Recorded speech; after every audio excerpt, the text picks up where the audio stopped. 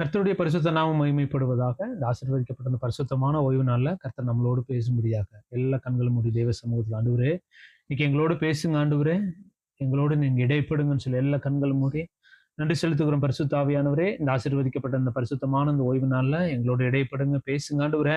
அப்பா, முகாந்தரத்தோடு ஆண்டவரே சப்பா, நீர் எங்களை கூட்டிக் கொண்டு வந்திருக்கிறீர், எங்களோட இடைப்படுங்கன்னு சொல்லி ஜெபிக்கிறோம். இந்த நாளுக்காக ஜெபிக்கிறோம். கர்த்தர் பெரிய காரியத்தை செய்யுங்க.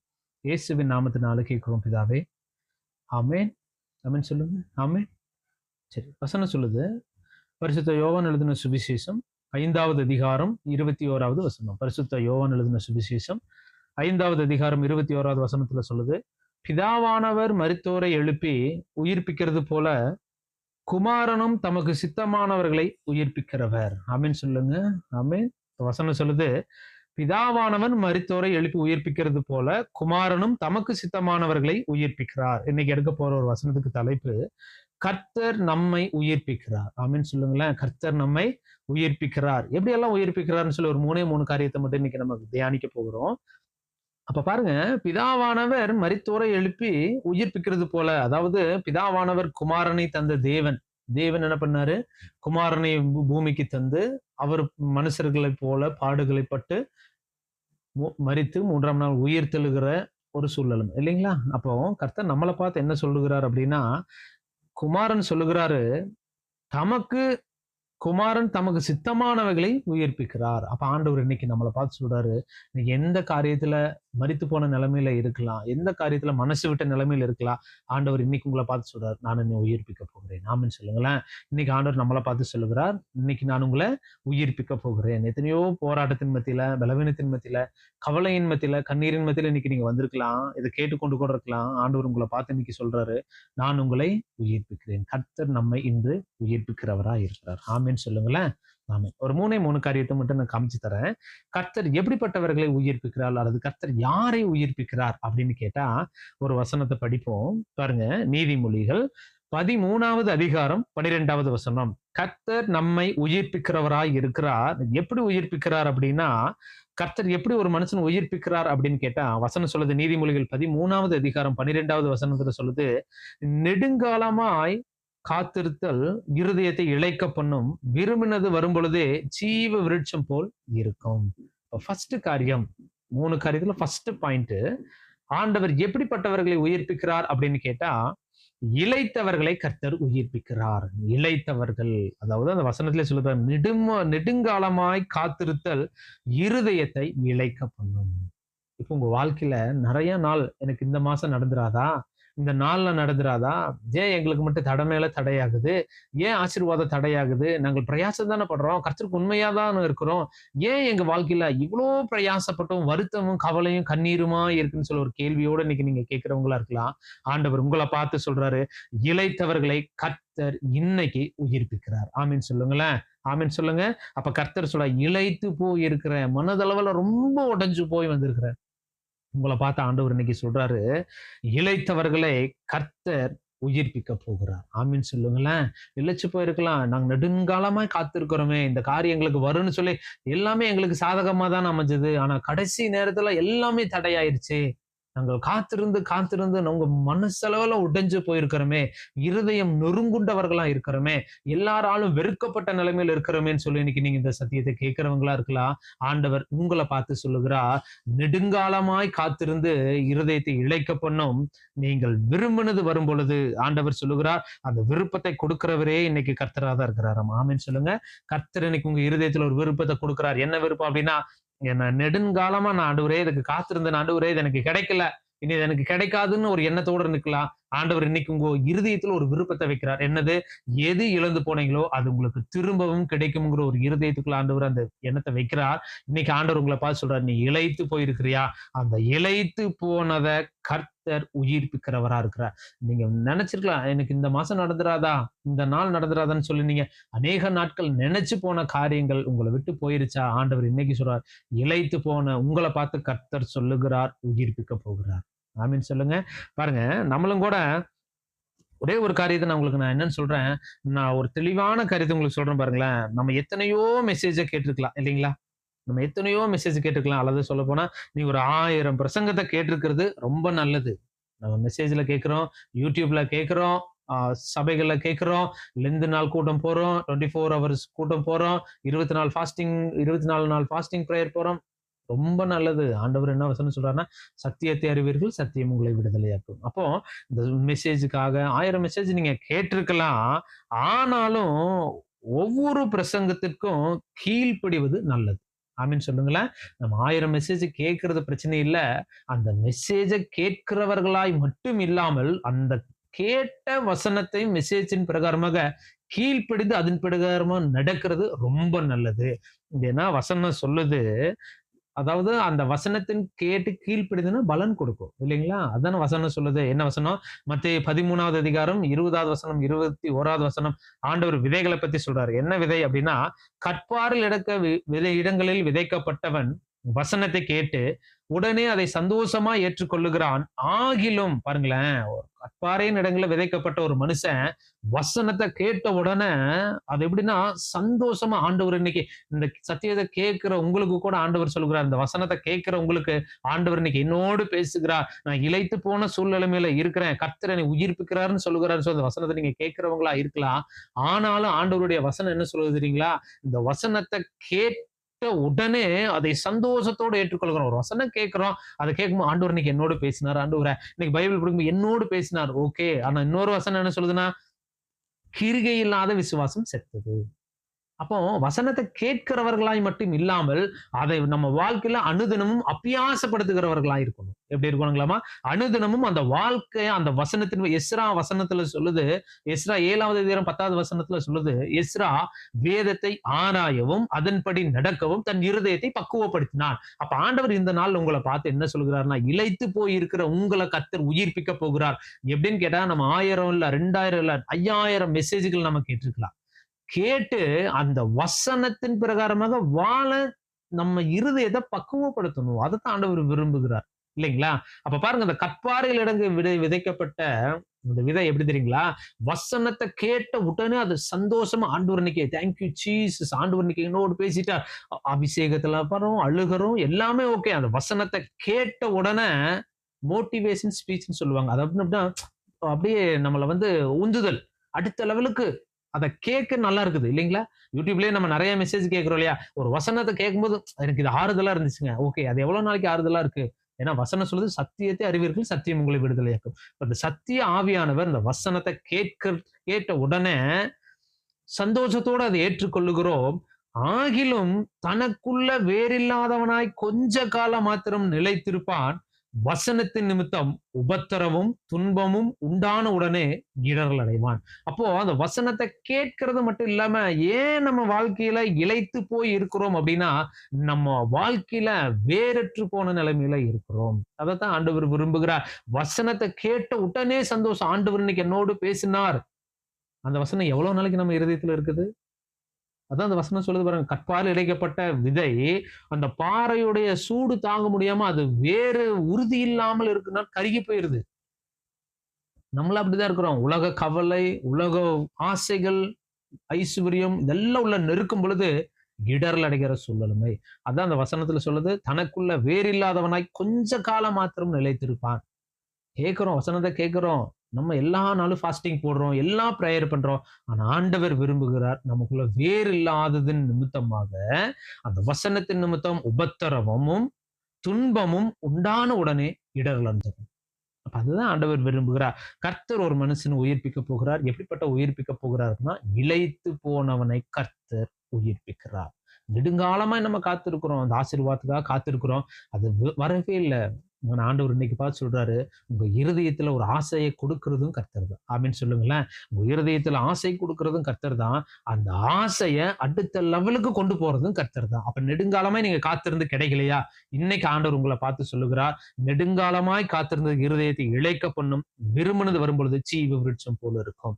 அப்போ உங்களுடைய இளைத்து போன ஆத்துமாவை கர்த்தர் இன்னைக்கு உயிர்ப்பிக்கிறார். ஆமீன் சொல்லுங்க. ஆமீன். ஒரு வசனம் சொல்லுது பாருங்களேன், பிரசங்கி 2வது அதிகாரம் 23வது வசனம் 24வது வசனத்துல சொல்லுது, அவன் நாட்கள் எல்லாம் அலுப்புள்ளதும் அவன் வேலைகள் வருத்தம் உள்ளது, ராத்திரியிலும் அவன் மனதுக்கு இளைப்பாறுதல் இல்லை, இதுவும் ஆயே. பிரசங்கி சொல்றாரு, நம்ம நாட்கள் எல்லாம் எப்படி இருக்கு தெரியுங்களா? அலுப்புலதான் இருக்கு. வேலை செய்யறோம், வேலை செஞ்சு அங்க ரொம்ப பிரயாசப்படுறோம் தான். பிரயாசப்பட்டு வேலை செய்யறோம். ஆனா அந்த வேலையில எப்படி தெரியுங்களா இருக்கு? வருத்தம் தான் இருக்கு. இரவுல நிம்மதியா தூங்குறோமா? சொல்லுங்க பார்க்கலாம். நிம்மதியா தூக்கம் வராம என்ன நடக்குது அப்படின்னா, அவன் மனதுக்கு இளைப்பாறுதலும் இல்லை. நம்ம வேலை செய்யறோம், வேலைக்கு போறோம், வேலையில மன உளைச்சல். வீட்டுக்கு வர்றோம், வீட்டுக்கு வந்து என்ன பண்ணுது? வருத்தம் தான். வேலையில வருத்தம், வீட்டுக்குள்ள வருத்தம், குடும்பத்தின் மத்தியில வருத்தம், எல்லா வருத்தமும் வரும்பொழுது மனசளவுல ரொம்ப பாதிக்கப்பட்ட நிலைமையில இருக்கிறோம். ஆண்டவர் இன்னைக்கு உங்கள பார்த்து சொல்லுகிறாரு, எந்த இளைப்பாறுதலும் இல்லையா? வருத்தமும், உபத்திரவமும், சங்கடமும், சண்டையுமா தான் இருக்குதா? இன்னைக்கு ஆண்டவர் சொல்லுகிறாரு, இளைத்து போயிருக்கிறீங்களா? என்ன வாழ்க்கைன்னு நீங்க நினைச்சு வாழ்ந்துட்டு இருக்கிறீங்களா? கர்த்தர் இன்னைக்கு உங்கள பார்த்து சொல்லுகிறார், இளைத்து போன அந்த ஆத்துமாவை, இளைத்து போன உங்க இருதயத்தை, இளைத்து போன அந்த சரீரத்தை கர்த்தர் திரும்பவும் உயிர்ப்பிக்க போகிறார். யாருடைய வாழ்க்கையில உயிர்ப்பித்தார் அப்படின்னு கேட்டா, பாருங்க, யோவான் 5வது அதிகாரம் 5, 6, 7ல சொல்லுது. யோவான் 5வது அதிகாரம் 5, 6, 7ல சொல்லுது. 38 வருஷம் வியாதி கொண்டிருந்த ஒரு மனுஷன் அங்கே இருந்தான். அதாவது ஆண்டவர் போகிற அந்த பெதஸ்தா குளத்தின் பக்கத்துல, எருசலேமுக்கு போற வழியில அந்த பெதஸ்தா குளம் இருக்கு. அந்த குளத்து பக்கத்துல எப்படி இருக்குன்னா, 38 வருஷம் வியாதி கொண்டிருந்த ஒரு மனுஷன் அங்க என்ன பண்றான்?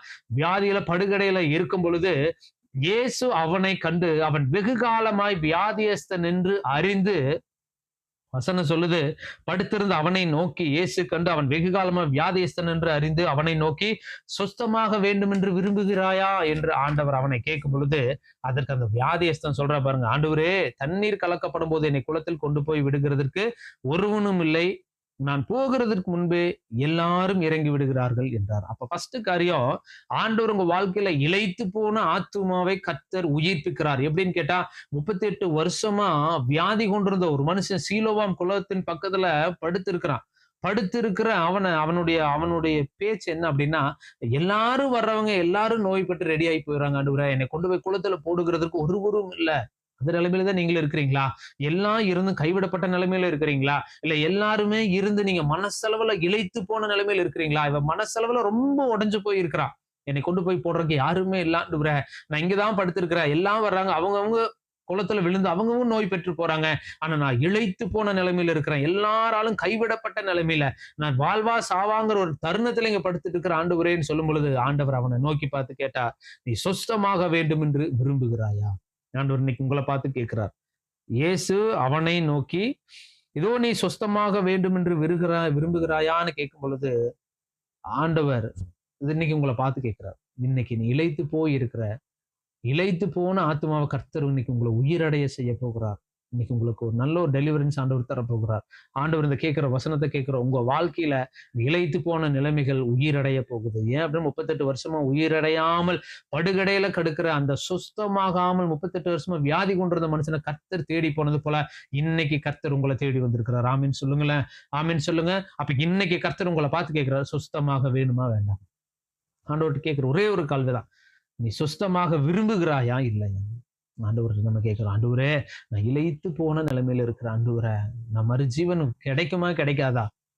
ஆண்டவர் என்ன பண்ணாரு தெரியுங்களா? அவனை கையை பிடிச்சு, எழுந்துரு, உன் படுக்கையை எடுத்துக்கொண்டு நட. ஆண்டவர் இன்னைக்கு எல்லாராலும் கைவிடப்பட்ட நிலைமையில உங்களை பார்த்து ஆண்டவர் இன்னைக்கு சொல்றார், கர்த்தர் இன்னைக்கு 38 வருஷமா வியாதி கொண்டிருந்த மனுஷனை தேடி வந்தது போல இன்னைக்கு ஆண்டவர் உங்களை தேடி வந்து சொல்லுகிறார், கையை பிடிச்சு கர்த்தர் உங்களை தூக்கி எழுந்துரு வா. இந்த மரித்து போன நிலைமையிலிருந்து எழுந்து வா. இந்த இளைத்து போன நிலைமையில யாருமே எல்லாம் இருந்தோம், எல்லாம் இல்லாத ஒரு வெறுமையான சூழ்நிலைமையில இருக்கிறீங்களா? ஆண்டவர் இன்னைக்கு உங்களை பார்த்து சொல்றாரு. ஆகார் பாருங்க, வனாந்தரமான சூழ்நிலைமையில அந்த குழந்தைக்காக பரிதபிக்கிறத கர்த்தர் பார்த்தாரு. பார்த்துட்டு ஆகாருடைய கண்ணீரை பார்த்து கர்த்தர் அந்த சத்தத்தை கேட்டு அவர் வந்து மறுஜீவனை கொடுத்தார். அதே போல ஆண்டவர் சொல்றார், வனாந்தரமான சூழ்நிலைமையில் இருக்கிறீங்களா? எல்லாம் இருந்து வெறுமை. ஆபிரகாம் இருக்கிறாரு, சாராள் இருக்கிறாங்க, எல்லாம் இருந்தும் ஆகாருடைய நிலைமை வனாந்தரமான சூழ்நிலைமையில இருக்கு. இதே மாதிரி எல்லாம் இருந்து நீங்க வனாந்தரமான சூழ்நிலைமையில இருக்கிறீங்களா? ஆண்டவர் இன்னைக்கு உங்களை பார்த்து சொல்றாரு, கையை பிடிச்சு தூக்கி சொல்றார், வா, உன் இளைத்து போன நிலைமை நான் உயிர்ப்பிக்கிறேன் வா. அந்த சந்ததி கூட ஆண்டவர் உயர்த்தினார் தானுங்களா, இஸ்மவேல் சந்ததியை. கர்த்தர் நம்மளை பார்த்து சொல்லுகிறார், இளைத்து போன உங்களை உயிர்ப்பிக்க வல்லவராயிருக்கிறார். ஆமென் சொல்லுங்க. உயிர்ப்பித்ததுக்கு அப்புறம் அவனுடைய நோய் ரெடி ஆனதுக்கு அப்புறம் ஆண்டவர் அவனை பார்த்து ஒரு வார்த்தை சொல்றாரு. யோவான் 5வது அதிகாரம் 14வது வசனத்துல சொல்லுது, அதற்கு பின்பு இயேசு அவனை, இதோ நீ சொஸ்தமாய் அதற்கு பின்பு இயேசு அவனை தேவாலயத்தில் கண்டு, இதோ நீ சொஸ்தமானாய், அதிக கேடானது ஒன்றும் உனக்கு வராதபடி இனி பாவம் செய்யாதே.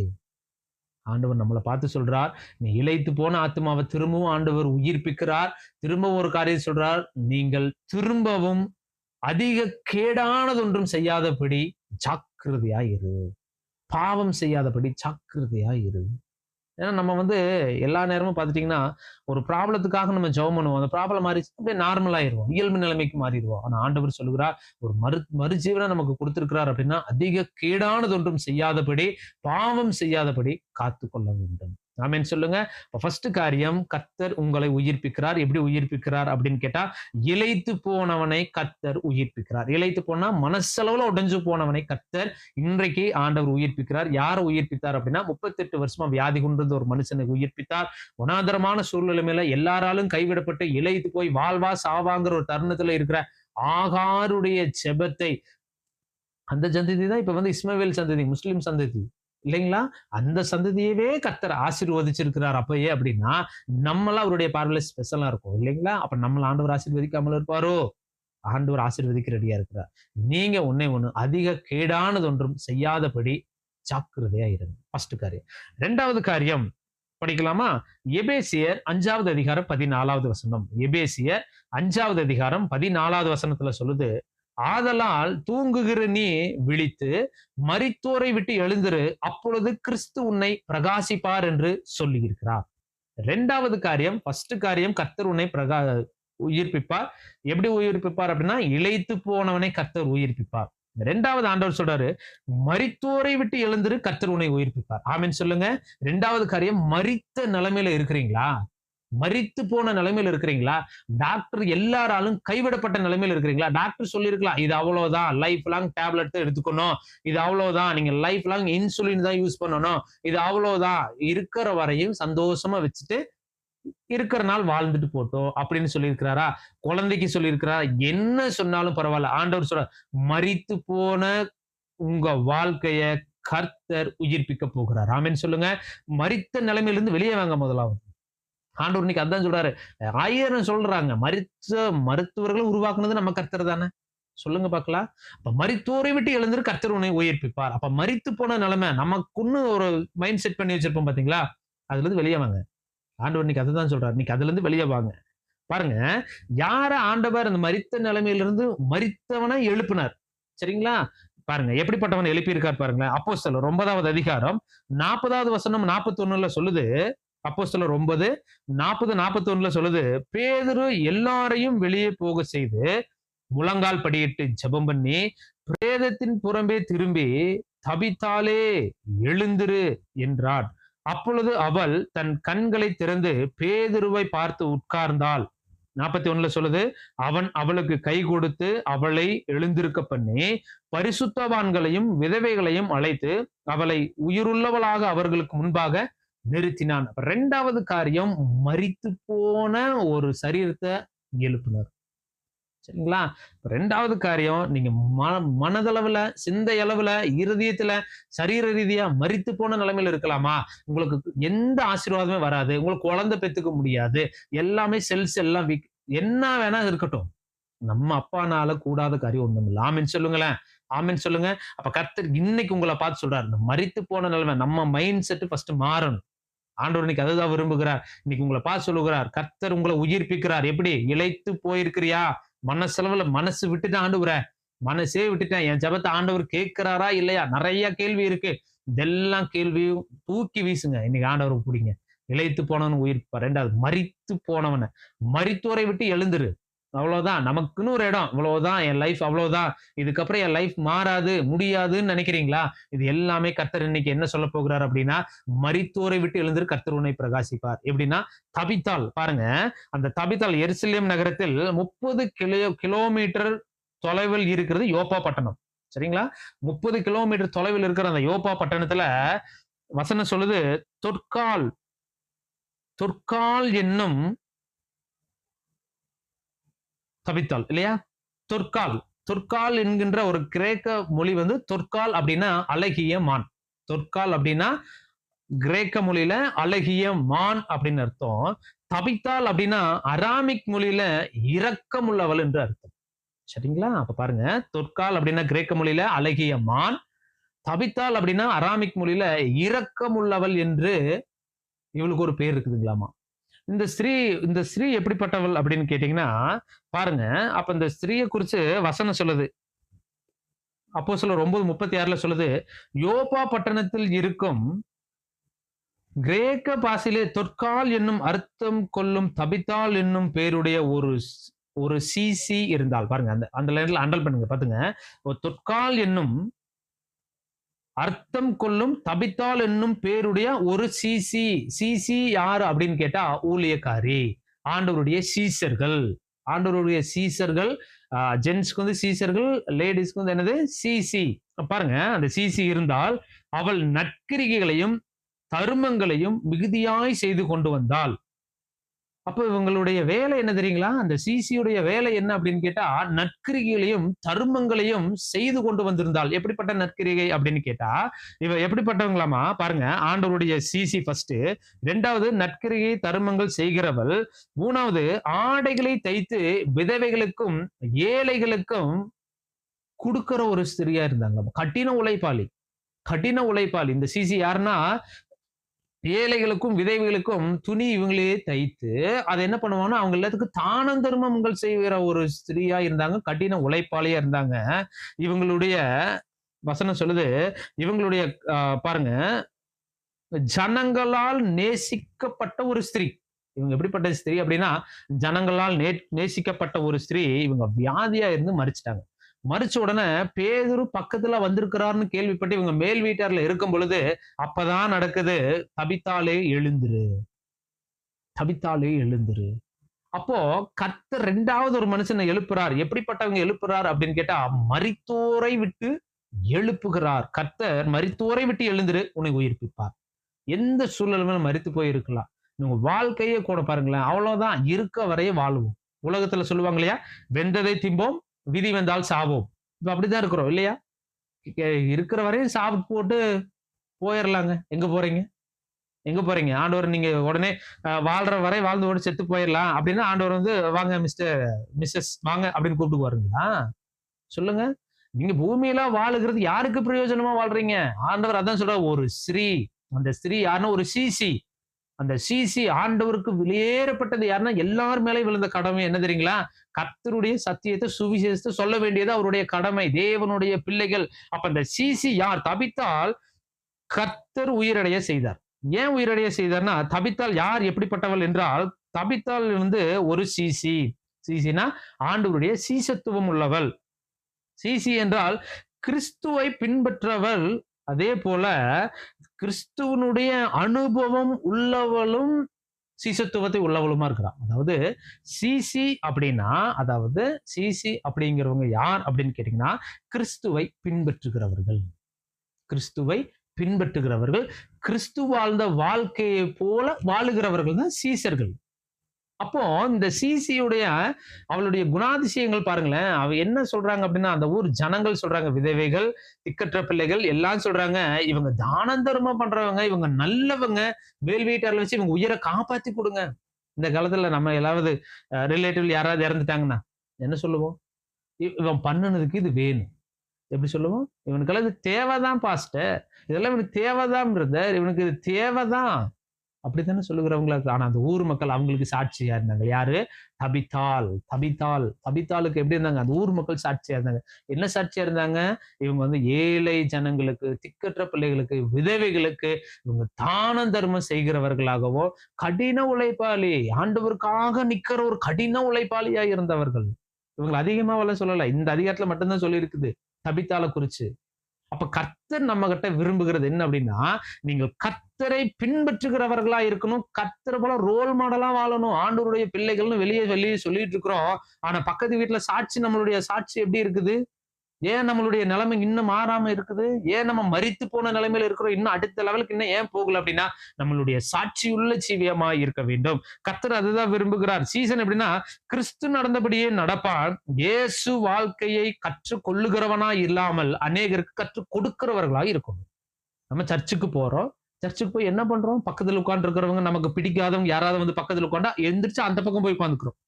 ஆமாவா இல்லைங்களா? சொல்லுங்க பார்க்கலாம். அப்போ கர்த்தர் விரும்புகிறது என்ன அப்படின்னா, நம்ம கிறிஸ்துவ பிள்ளைகளா இருக்கிறோம். நம்ம எப்படிப்பட்ட வாழ்க்கை வாழ்றோம் அப்படின்னா, சாட்சியுள்ள வாழ்க்கை வாழுகிறவர்களாய் இருக்கணும். தேவனை பிரதிபலிக்கிற வாழ்க்கை வாழுகிறவர்களா இருக்கணும். அடுத்தவங்களை இனஞ்சேராதவங்களா இருக்கக்கூடாது. ஆண்டவர் அதைத்தான் விரும்புகிறார். ஏன்னா தொற்காலை போல, தபித்தாலை போல நம்ம எப்படி இருக்கணும்? சாட்சியுள்ள வாழ்க்கை வாழ வேண்டும். நம்மளுடைய சாட்சி எப்படி இருக்குது? சொல்லுங்க பார்க்கலாம். ஏன் இன்னும் மரித்த நிலைமை விட்டு இன்னும் எழும்ப முடியல?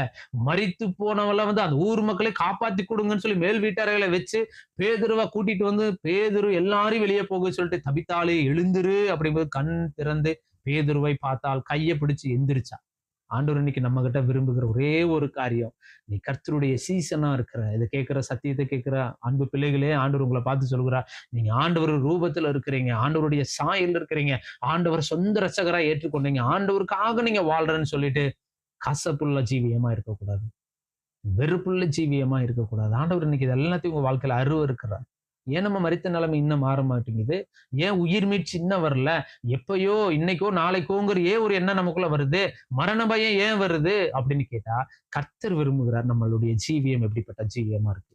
சாட்சியுள்ள ஜீவியமா இருக்கா? இதை விட இன்னொரு வசனம் சொல்லுது பாருங்க. மார்க் 8வது அதிகாரம் 34வது வசனம் சொல்லுது. மார்க் 8:34 சொல்லுது, ஜனங்களையும் தம்முடைய சீசர்களையும் தம்மிடத்தில் அழைத்து, ஒருவன் எனக்கு பின்னே வர விரும்பினால் அவன் தன்னை தானே வெறுத்து தன் சிலுவையை எடுத்துக்கொண்டு என்னை பின்பற்ற கடவன்.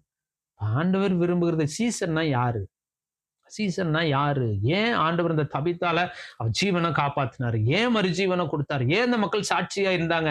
ஏன் இவளை வந்து நற்கிரிகளும் தான தர்மங்களும் ஏழைகளுக்கும் விதவைகளுக்கும் செய்கிறவர்களாய் இருந்தார்கள் அப்படின்னா, ஒன்னே ஒண்ணு, அவன் கர்த்தரை பின்பற்றுகிறவளா இருந்தான். ஆமீன் சொல்லுங்களேன்.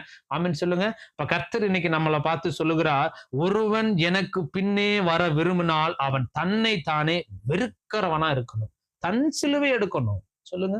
தன்னைத்தானே வெறுக்கணும். சொல்லுங்க, நம்மனால முடியுமா? அதாவது உன்னை நேசிக்கிறது போல பிறரையும் நேசிப்பாயாக. பக்கத்து வீட்டுக்காரன்னு நம்மனால நேசிக்க முடிய மாட்டேங்குது. கூட பிறந்தவங்களையே நேசிக்க முடிய மாட்டேங்குது. உறவுகளையே நேசிக்க முடிய மாட்டேங்குது. அதான் ஆண்டவர் சொல்லுகிறார், தன்னைத்தானே வெறுக்கணும். தபித்தால் ஏன் உயிரோடு எழுப்பினால் அவ ஒரு சிசி அப்படின்னா, சிசி அப்படின்னா என்ன தெரியுங்களா? கர்த்தருக்கு பின்னே வருகிறவன் தன்னைத்தானே வெறுக்கிற அனுபவம் இருக்க வேண்டும். தன் சிலுவை இருக்கணும். சிலுவைனா பாடுகள், போராட்டம், பிரச்சனை, கவலை, கண்ணீர், நிந்தை எல்லாமே வரும். எனக்கு பின்னே ஒருவன் வர இருந்தால் அவன் என்னிலும் அதிக பாடுகளின் மத்தியில தானே வருமான வசனமே சொல்லி இருக்குது. அப்ப ஆண்டவருக்குள்ள நான் இருக்கிறேன், ஆண்டவர் போல நான் வாழணும், செத்தாலும் ஆண்டவருக்காக சாகுவேன்னு சொல்லிட்டு ஒரு பிரச்சனை வந்தனா உடனே ஆண்டவர் விட்டு மறுதளிக்கிற கூட்டமா இருக்கக்கூடாது. துணிகரமான பாவம் இருக்கக்கூடாது. கர்த்தர் அதெல்லாம் இன்னைக்கு என்ன பண்ணுவார்? நம்ம வாழ்க்கையிலிருந்து எல்லாத்தையும் எடுத்து போடும்படியாக நினைக்கிறார். ஏன் அப்படின்னா, முதலாவது அவள் தன்னைத்தானே வெறுத்து சிலுவையை எடுத்துக்கொள்ளுகிற அனுபவம் நமக்குள்ள இருக்கணும். ஏன்னா ஆண்டவர் அதை இன்னைக்கு விரும்புகிறார் நம்ம இடத்துல.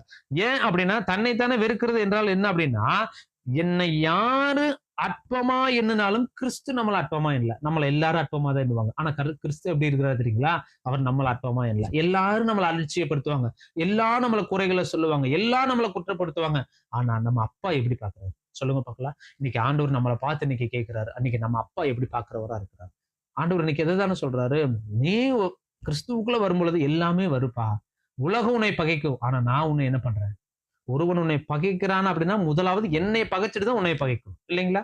அப்ப ஆண்டவர் இன்னைக்கு நம்மளை பார்த்து சொல்லுகிறார், கர்த்தருக்காக நம்ம வந்துட்டோம் அப்படின்னா பாடுகளை சகிக்கிறவர்களா இருக்கணும். அதாவது தன்னைத்தானே வெறுக்கிற அனுபவத்தை கர்த்தர் நம்ம கிட்ட விரும்புகிறார். சீசன் எப்படிப்பட்டவங்க அப்படின்னா, தனக்காக வாழ மாட்டான், மற்றவர்களுக்காக வாழுகிறவனா இருப்பான். பிலிப்பியர் 3வது அதிகாரம் 7வது வசனம் சொல்லுது, ஆகிலும் எனக்கு லாபமானது, அதாவது லாபமாய் இருந்தவைகள் எவைகளோ அவைகளை கிறிஸ்துவுக்காக நஷ்டம் என்று எண்ணுகிறேன். தபித்தாளுடைய வாழ்க்கை, ஏழை ஜனங்களுக்கு, திக்கற்றவர்களுக்கு, விதவைகளுக்கு தான தர்மங்கள் செய்கிறவர்களா இருந்தா சீசத்துவம் இருக்கிறவங்க கர்த்தர் செஞ்சதையே செய்வாங்க. அதான் சீசத்துவம். ஆண்டவர் அதான் வசனம் சொல்லுது பாருங்க. ஆகிலும் எனக்கு லாபமாயிருக்கிறவைகள் எவைகளோ அவைகளை கிறிஸ்துவுக்காக நஷ்டம் என்று கருதுகிறேன். எப்பயுமே நான் வந்து குரோத்தா இருக்கணும், எப்பயுமே என்னை எல்லாம் மதிக்கணும், நான் அப்படிதான் இருக்கணும், ஹைஃபையா இருக்கணும், அப்படி இப்படின்னு நினைக்கிறீங்களா? ஆண்டவருக்குள்ள அந்த எண்ணம் வருதா? ஜீரோ. நீங்க இன்னும் சீசத்துவத்துக்குள்ள வரல. ஆண்டவருக்குள்ள இன்னும் நீங்க வரல. சுயநலமான வாழ்க்கை இருக்குதா? இன்னும் நீங்க ஆண்டவருக்குள்ள வருதா? எனக்கு மிஞ்சினது அடுத்தவங்களுக்கு. ஆண்டவருக்குள்ள இன்னும் வரல. ஏன் இன்னும் நம்ம சில காரியங்கள் நமக்குள்ள மறிக்கணும். மரித்தா மட்டும்தான், அதாவது சொல்றோம் இல்லைங்களா, மரித்தோரை விட்டு எழுந்துரு. எந்த காரியம் வாழ்க்கையில மறிக்கணும்? உலகம், உலகத்துக்குரியவைகள் இதெல்லாம் மறிக்கணும். ஏன்னா தபித்தால் எப்படின்னா, அந்த வசனம் அப்படிதானே சொல்லுது, தனக்காக வாழாமல் பிறருக்காக மற்றவருக்காக வாழ்ந்தவள் யாருன்னா தபித்தாள். ஆண்டவர் அப்படித்தானே இருக்கிறாரு, சொல்லுங்க பார்க்கலாம். ஆண்டவர் அப்படித்தானே வாழ்ந்திருக்கிறாரு. சீசர்கள் அப்படித்தானே வாழ்ந்திருக்கிறாங்க. ஆண்டவர் இன்னைக்கு நம்ம கிட்ட விரும்புகிறார், மரித்த நிலைமையை விட்டு வெளியே வாப்பா, மரித்து போன நிலைமையை விட்டு நீ வெளியே வா. இதெல்லாம் வேண்டாம், இதெல்லாம் இன்மைக்குரிய ஆசீர்வாதம். 1 கொரிந்தியர் 15:19 சொல்லுது, இன்மைக்காக நீ கிறிஸ்துவின் மேல் நம்பிக்கை உள்ளவர்களா இருப்பீர்களானால் எல்லா மனுஷரை பார்க்கலாம் பரிதவிக்கப்பட்டவர்களா இருப்பீர்கள். உலகத்துக்குரியவன் பரிதவிக்கிறான், ஐயோ போச்சு அம்மா போச்சுன்னு பரிதவிக்கிறான். ஆனா நமக்குள்ள ஒரே ஒரு விசுவாசம், இங்க செத்தாலும் அவருடைய ராஜ்யத்தில் நம்ம உயிரோடு இருப்போம். ஆமீன் சொல்லுங்களேன், ஆமீன் சொல்லுங்க. மரணம் எனக்கு ஜீவனும், சாவு எனக்கு ஆதாயமும்னு வசனம் இருக்குது. அப்ப கர்த்தருக்காக நீங்க என்ன செய்ய நினைக்கிறீங்க? சீசனா இருக்கிறவங்க ஒரு பிரச்சனை வரும்பொழுது, ஒரு பாடுகள் வரும்பொழுது, அதாவது தன்னைத்தானே வெறுக்காம தன் சிலுவையை நம்மனால எடுக்க முடியாம அடுத்தவங்கள நம்ம கார்னர் பண்றோம். நீ அதை செய்யப்பா, நீ ஊழியத்தில் இதை செய்யுங்கிறோம். நீங்க என்னைக்கு செய்வீங்க? ஆண்டவர் அதை விரும்புகிறார்ல. தன் சிலுவை, உனக்குள்ள ஊழியத்தை நீ எப்ப நிறைவேற்றுவ? இன்னைக்கு ஆண்டவர் நம்மளை பார்த்து சொல்லுகிறார், ஒரு சீசத்துவம் உள்ள ஒரு பாத்திரமாய் நம்ம வாழ வேண்டும்.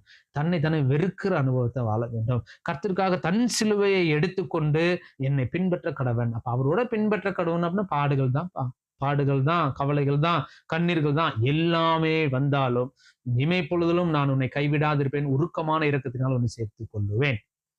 கர்த்தர் இன்னைக்கு சொல்றாரு, தபித்தால் கர்த்தருக்காக வாழ்ந்து ஏழைகளுக்கும் விதவைகளுக்கும் நற்கிரைகள் தருமங்களையும் செய்து கொண்டு வாழ்ந்தது நிமித்தமாக கர்த்தர் மரித்தவளை தபித்தாலை உயிரோடு எழுப்பினார். ஆமென் சொல்லுங்க. 2வது காரியம், கர்த்தருக்காக நீங்க உண்மையும் சீசத்துவத்தோடு வாழ்ந்தீங்கன்னா மரித்தோரை விட்டு கர்த்தர் இன்னைக்கு உங்களை எழும்பு செய்வார். ஆமென் சொல்லுங்க. 2வது காரியம். 3வது காரியம், எசேக்கியேல் 17வது அதிகாரம் 24வது வசனம்.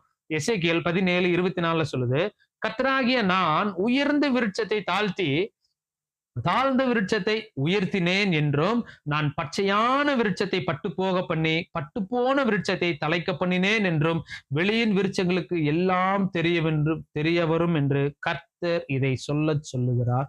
இது கர்த்தர் தான் சொன்னாரு, இதை நானே நிறைவேற்றுவேன். ஆமென் சொல்லுங்களேன், ஆமென் சொல்லுங்க. 3வது காரியம், பட்டு போன விருட்சத்தை உயிரடைய செய்வார். ஆமென் சொல்லுங்க.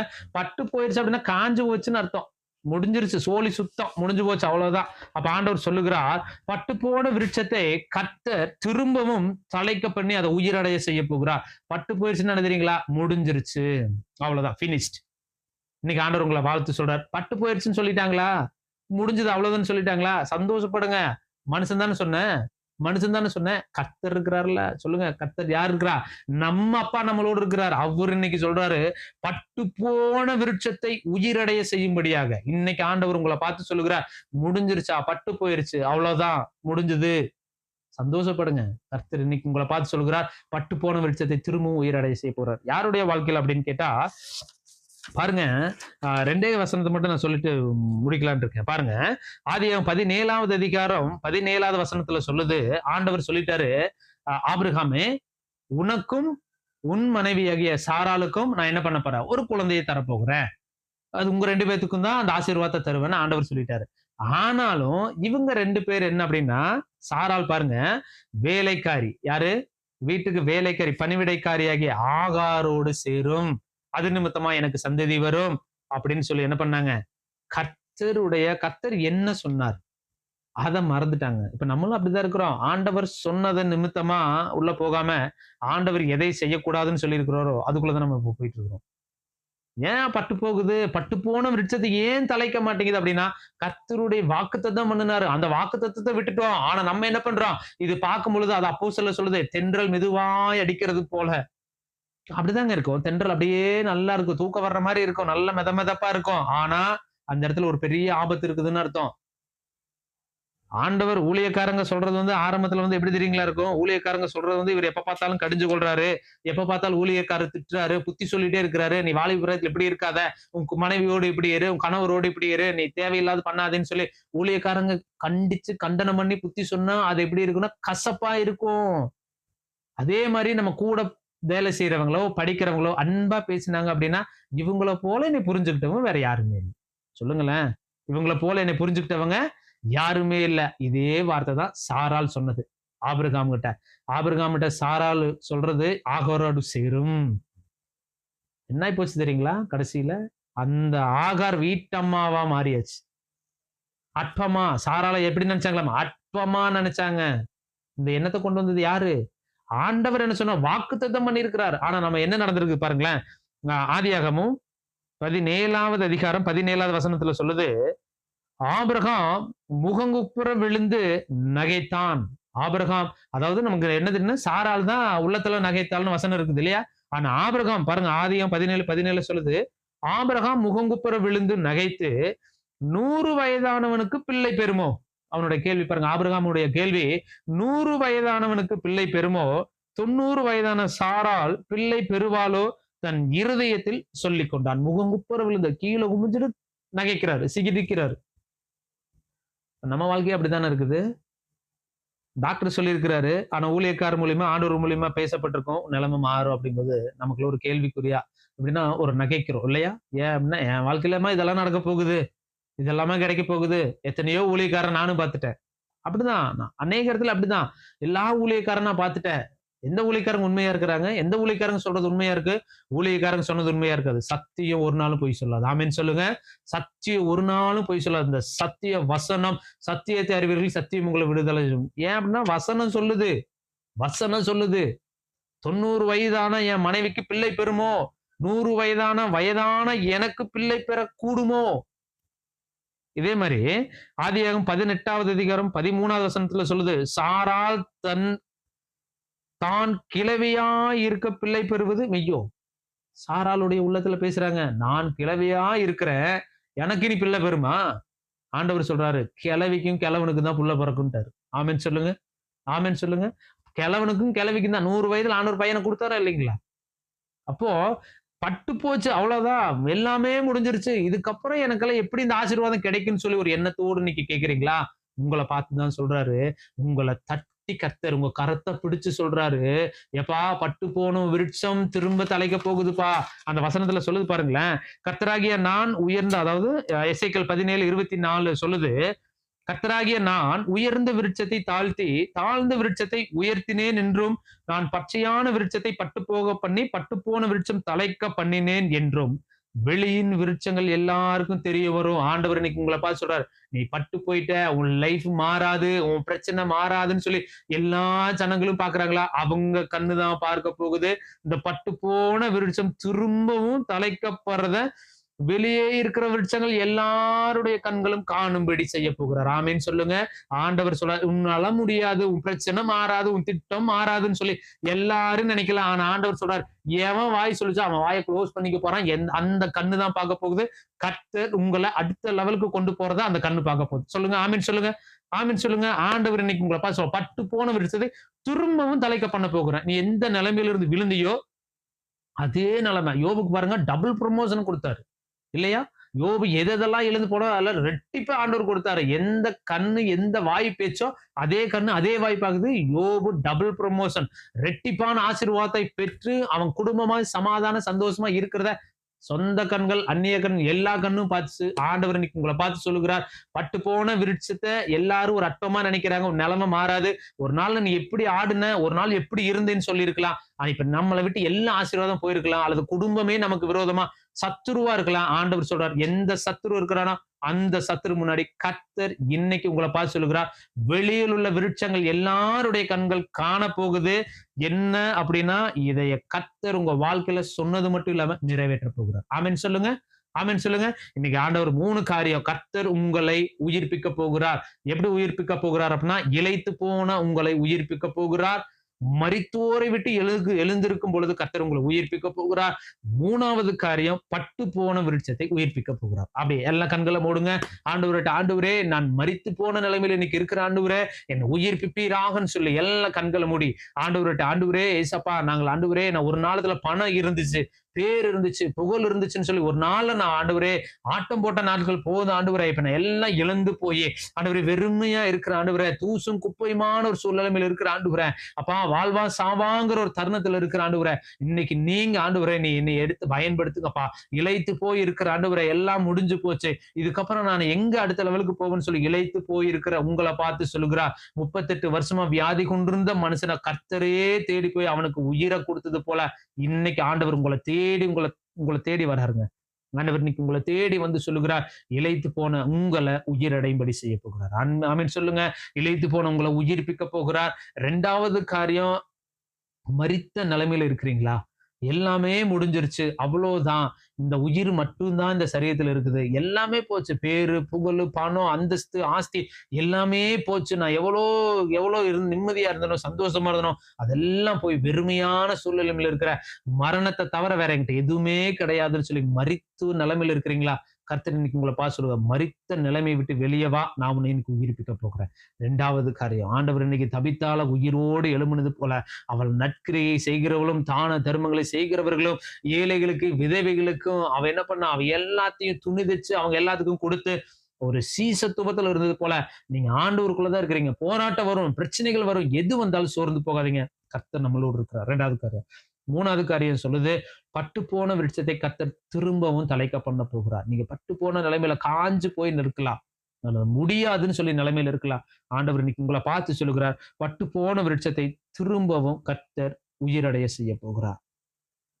ஆபிரகாம் சாராளுடைய வாழ்க்கையில 90 வயதான என் மனைவிக்கு பிள்ளை பிறக்குமோ, 100 வயதான கிழவனா இருக்கிற எனக்கு பிள்ளை பிறக்க கூடுமோன்னு சொன்ன அதே வார்த்தை, அதே சரீரம், அதே 2 பேருக்கு தான் ஈசாக்க கர்த்தர் கொடுத்தார். இன்னைக்கு நீங்களே நினைக்கலாம், எங்களுக்கு வயதாகுது, எங்க நிலைமை மாறாது, எங்க பிரச்சனைகள் தீராதுன்னு சொல்ல ஒரு கேள்விக்குறியோடு இந்த செய்தியை நீங்க கேட்கலாம். இன்னைக்கு உங்களை பார்த்து சொல்லுகிறார், நீ பட்டு போன நிலைமையில இருக்கிறியா? எல்லாம் காஞ்சு போய் எல்லாமே உங்களை விட்டு கையை விட்டு போன நிலைமையில இருக்கிறியா? நான் அவசரப்பட்டு இந்த முடிவு எடுத்துட்டோன்னு இருக்கிறீங்களா? இந்த எண்ணத்தை கொடுத்தது கர்த்தர் தான், உங்க விருப்பத்தை கொடுத்ததும் கர்த்தர் தான்.